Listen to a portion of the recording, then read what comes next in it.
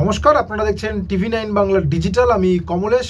শীতের আপডেট, কেমন ঠান্ডা আজকে ছিল এবং আগামী কয়েকদিনে বিশেষ করে সংক্রান্তিতে ঠান্ডা কেমন থাকবে সেই নিয়ে বিস্তারিত বলবো। কিন্তু তার আগে এই শীতের মধ্যে একটু গরমের কথা বলতেই হচ্ছে, তার কারণ আজকে কোপারনিকাস ক্লাইমেট চেঞ্জ সার্ভিসেস, যারা বিশ্বের তাপমাত্রা নিয়ে এই সময় একটা রিপোর্ট দেয়, তারা আজকে তাদের এই 2024 নিয়ে রিপোর্টটা প্রকাশ করেছে এবং সেটা বেশ দুশ্চিন্তার।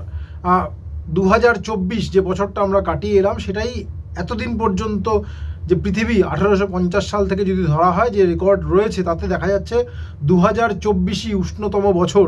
এটা মোটামুটি একটা রেগুলার রুটিন ফেনোমেনা হয়ে গিয়েছে যে আমরা একটা করে বছর কাটাবো এবং সেই বছরটা দেখা যাবে যে উষ্ণতম বছর হয়ে যাচ্ছে। যেমন 2023 এতদিনের উষ্ণতম বছর ধরা হচ্ছিল, সেই রেকর্ডটা এবার ভেঙে গেল। 2024ই এখন পৃথিবীর উষ্ণতম বছর, অর্থাৎ পৃথিবীর উষ্ণতা ক্রমশ বাড়ছে, যে কারণে রাষ্ট্রপুঞ্জ তো বলেই দিয়েছে যে আর গ্লোবাল ওয়ার্মিং নয়, আমরা বলবো গ্লোবাল বয়েলিং, মানে এতটাই উষ্ণতা বাড়ছে পৃথিবীর। এবং যেটা দেখা যাচ্ছে যে রিপোর্টে, যে গত 10টা বছর, মানে আমরা যদি 1, 2, 3, 4, 5, 6, 7, 8, 9, 10 করি উষ্ণতম বছর, সেটা হচ্ছে গত 10টা বছর। অর্থাৎ তার আগের বছরগুলো অনেক ঠান্ডা, মানে ঠান্ডা বলবো না, অনেক কম উষ্ণতা ছিল। তার থেকে প্রতি বছর যত সময় যাচ্ছে উষ্ণতা বাড়ছে। এবং এই যে বছরটা আমরা 2024 কাটালাম, যদি দেখা যায় জানুয়ারি, ফেব্রুয়ারি, মার্চ, এপ্রিল, মে, জুন, প্রথম 6টা মাস, তার করেসপন্ডিং যে মাসগুলো মানে অন্যান্য বছরের, মানে ধরা যাক জানুয়ারি, 2024 জানুয়ারি উষ্ণতম,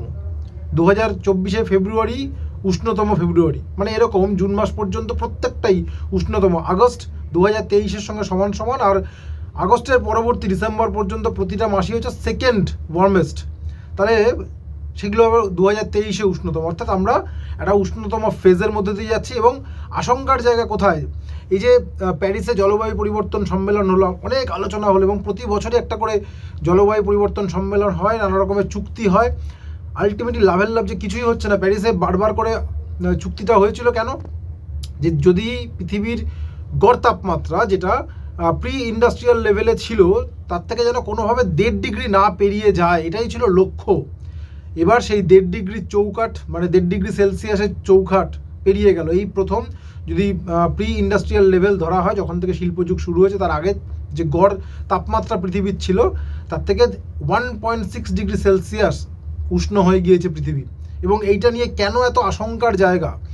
এই তাপমাত্রা 1.5 ডিগ্রি বাড়লে কতটা হবে, 2 ডিগ্রি বাড়লে কী হতে পারে, 3 ডিগ্রি বাড়লে কী হতে পারে, প্রত্যেকটা নিয়ে অনেক থিওরি হয়েছে। এবং আবহবিদরা যেটা বলছিলেন যে পৃথিবীর যে ওয়েদার ইভেন্টগুলো রয়েছে সেগুলো এক্সট্রিম হয়ে যেতে পারে, মানে যেখানে গরম সেখানে প্রবল গরম, যেখানে বৃষ্টি পড়বে সেখানে প্রবল বৃষ্টি, এবং যেখানে ঠান্ডা সেখানে প্রবল ঠান্ডা। এই যে ফেজটা, এবং যেখানে নেই তো সেখানে নেই, এটাই কিন্তু প্রতিদিন সত্য হয়ে উঠছে। এখন ধরুন আমেরিকার কথাই যদি দেখি, আমেরিকার একটা অংশ বরফের ঠান্ডা হয়ে কাঁপছে, মানে প্রায় সমাধি হয়ে যাওয়ার জোগাড়, এত বরফ পড়ছে।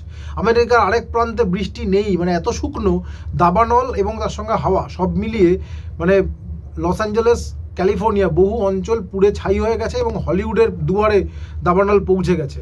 এবং আমরা যদি দেখি ঠান্ডার ক্ষেত্রে, ধরা যাক ভারতের কথা এই মুহূর্তে যদি বলা যায়, ঠান্ডা, পাহাড়ে প্রবল ঠান্ডা, মানে এত বরফ পড়েছে এবছর, ঝঞ্ঝা আসছে বরফ পড়ছে, ঝঞ্ঝা আসছে বরফ পড়ছে, এবং পাহাড়ে হাড় কাঁপানো ঠান্ডা, মানে শ্রীনগরের তাপমাত্রা প্রতিদিনই মাইনাস, এবং সেটা অনেকটা নিচে। এবং যদি উল্টো দিকে আবার সমতলে দেখা যায়, সেখানে কিন্তু ঠান্ডার দাপটটা খুব একটা নেই।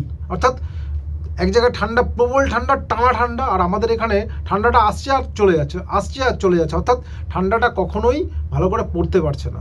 আর কদিন পরেই আমরা এই জানুয়ারি মাস, ফেব্রুয়ারি মাস পেরোলেই গরমের মধ্যে ঢুকে পড়বো। এবং এটা তো একটা লোককথা চালু হয়ে গিয়েছে যে প্রায় 10 মাস, 10.5 মাস গরম, আর বাকি সময়টা একটুখানি সময়ের জন্য শীতটা আছে। এই যে পরিস্থিতিটা, একটা চূড়ান্ত ব্যাপার চলছে। আমরা কদিন আগে, গত কয়েক মাস আগেই, মানে এই তো গরমকাল কাটিয়ে সবে আমরা শীতে এসেছি, কলকাতার তাপমাত্রা 43 ডিগ্রিতে পৌঁছে গিয়েছিল, মনে আছে নিশ্চয়ই। আজকে কলকাতার তাপমাত্রা সর্বনিম্ন, ওটা সর্বোচ্চ, এটা সর্বনিম্ন 13.2 ডিগ্রি সেলসিয়াসে কলকাতা রয়েছে। আমরা জানি না এই যে আরামের সময়টা খুব তাড়াতাড়ি কখন কেটে চলে যাবে, আবার আমরা ওই প্রবল গরমের মধ্যে ঢুকে পড়বো। যে সময় আমরা দেখেছি কলাইকুণ্ডায় 47 ডিগ্রি গরম, রাজস্থানে 49-50, এটা তো প্রায় লেগেই রয়েছে। এই যে পরিস্থিতিটা, গরমকালে প্রবল গরম, বর্ষাকালে কখনো প্রচণ্ড বৃষ্টি হচ্ছে, কখনো হচ্ছেই না। ধরা যাক যদি বর্ষাকালে একটা উদাহরণ টানি, এবছর বর্ষাকালে শুরুতে আমরা দেখলাম বৃষ্টি নেই নেই নেই। যখন চাষি ধান চাষ করবেন, ধানের বীজতলা বাঁচানোই যাচ্ছিল না, এত কম বৃষ্টি হয়েছে, শুকনো হয়ে গেছে। এবং যখন রোপণ করার সময় রোপণ করার জমি মানে খটখটে, রোপণ করা যাচ্ছিল না। অথচ যখন ধানটা তোলা হবে তখন তার আগে আগে আগে একবার বন্যা হয়ে গেল, ধান নষ্ট হয়ে গেল। এবং পরবর্তীকালে তারপরে আবার যখন পাকা ধান তুলবেন চাষি, তখন দেখা গেল বৃষ্টি হয়ে গেল, অনেক জায়গায় ধান নষ্ট হলো, শীতের সবজি শুরুর দিকে অনেকটা নষ্ট হয়েছে। এই যে পরিস্থিতিটা, এই পরিস্থিতি কিন্তু বাড়বে, যত পৃথিবীর তাপমাত্রা বাড়বে তত এই ধরনের এক্সট্রিম ইভেন্ট আরও বাড়বে। এবার শীতের একটু আপডেট দিই। আপডেট বলতে গতকাল যা বলা হয়েছিল ঠিক তাই, আজকে তাপমাত্রা একটু কমবে, আবহাওয়িদরা বলেই রেখেছিলেন, এবং তাপমাত্রা কমেছে। যদি দেখা যায় পুরুলিয়া আজকে 7.1 ডিগ্রি সেলসিয়াস ছিল, এবং শ্রীনিকেতন, ঝাড়গ্রাম এগুলো 9 ডিগ্রি সেলসিয়াস। 10 ডিগ্রি আশপাশে বাঁকুড়া, আসানসোল, পানাগড়, কলকাতার তাপমাত্রা আজকে 13.2 ডিগ্রি সেলসিয়াস।